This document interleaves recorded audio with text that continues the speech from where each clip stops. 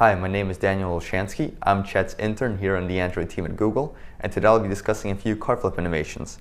So today I'll just show you how to flip cards, both from side to side, out and in, and as well as a few little tricks on how to do graphic animations on darkening and spinning the cards when you need to. The main trick to today's animation is going to be the fact that after every single animation, we're going to update the layer parameters such that future animations are not going to be dependent on the values of previous animations. So we'll be animating the properties, but then at the end of every single animation, we'll be setting them all back to 0, such that any future animations won't be dependent on what has been done before. So going straight into the demo, here we have a stack of red cards. I can use touch events to flip it from right to left. Similarly, I can flip it from left to right. The speed at which this animates is actually dependent on the speed at which I fling it. You can also swipe down to open a stack of cards, or swipe back up to close a stack of cards. It applies to both stacks. Or if you tap on a stack, then there's a little delayed animation showing you how to rotate a full stack of cards completely. So jumping straight into the code, there's a lot of boilerplate code that you can look into where you handle all the touches, determine which way I'm flinging and things like that. But the interesting things happen here in card view. So scrolling down, initially, one of the things you need to note is that views and in turn image views have this property called set camera distance. So what this actually lets you do is set the position along the z-axis of how far you want to be from the actual animation. Originally, in this animation, if you were to set it back to its default value, you'd see that we don't actually see the flip animation because it happens behind the screen.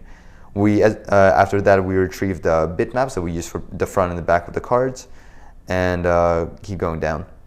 Here, this is important to note. What we're doing to the bitmap drawables is adding a 1 pixel transparent border, and the reason we're doing this is when you're rotating a rectangle within some view, the edges don't actually have any values that they can retrieve outside the boundaries of the rectangle, so you end up getting these very jagged edges when you rotate a rectangle.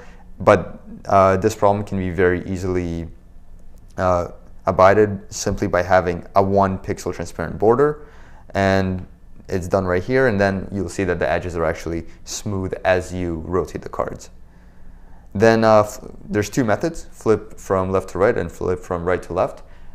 Before we actually call the flipping animation, we need to set the pivot. By default, the X and Y pivots of all views are along the center. So if you were to rotate it, it would only rotate about its center, but setting these manually would give us more precision as to how we want to animate it.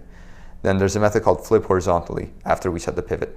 What this does is set up use property values holder, object animators, and things like that to actually animate the rotation of it from along the y-axis by 180 degrees. We also add a translation animation such that when it finishes animating, it's in the correct offset within the corresponding pile that it animated to. And what we're also doing is adding an update listener such that as it's animating, we need to make sure when it reached a halfway point, and at the halfway point, we want to switch the drawable from the red bitmap to the blue bitmap, or the other way around because it's on the other side now. Going down furthermore, I'm setting up a few keyframe animations on a property called shadow. This is a custom property used to darken the image as it's animating, which I'll show you in a second.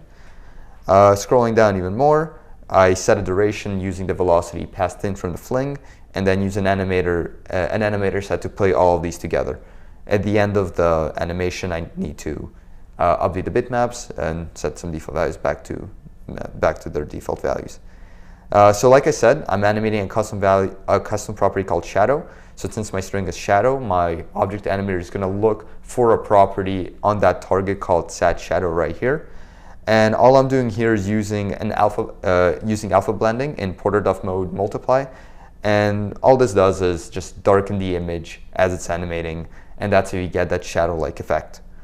Toggle front showing simply switches the red and blue bitmaps, switches the flag determining which bitmap you're using, and there's some more very simple boilerplate code to do some setup things here as well.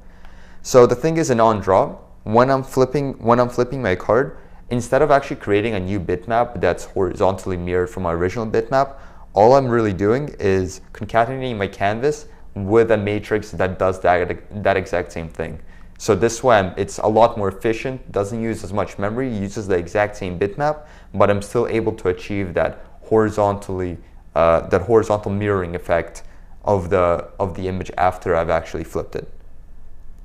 And the reason I need to do that is because in update layout parameters, I set the rotation X and Y back to 0. That's what I'm trying to do here. I'm trying to make any future animations be independent of what they were before. But in order to achieve that, I also need to update my the left margin of my layout parameters to be exactly where it is after the animation. And then, of course, update the parameters as well. So this, in conjunction with customizing the canvas when I need to, lets me achieve this whole independence effect after every single animation. Again, some simple code to offset it where I need to, switch the bitmaps. And then, so here it is. Here's the code for rotating the actual card. What this does is determine what angle I should rotate it by depending on how far the card is down the stack. And then I simply return an object animator that rotates that view by that angle.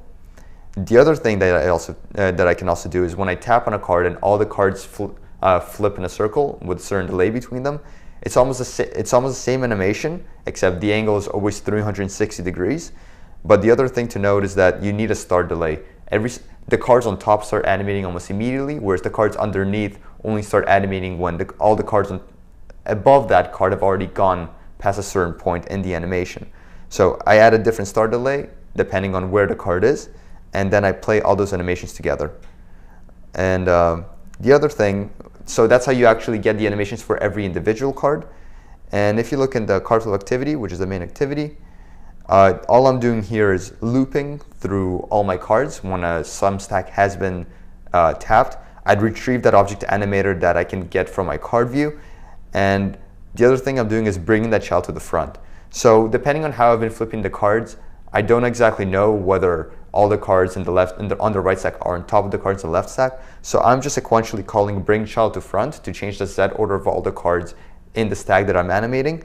And the other thing you need to do is always call request layout after you've called bring child to front in order for those effects, in order for that change to take effect. Otherwise, you'll have to wait for the child to be brought to front until somebody has requested a layout on your view.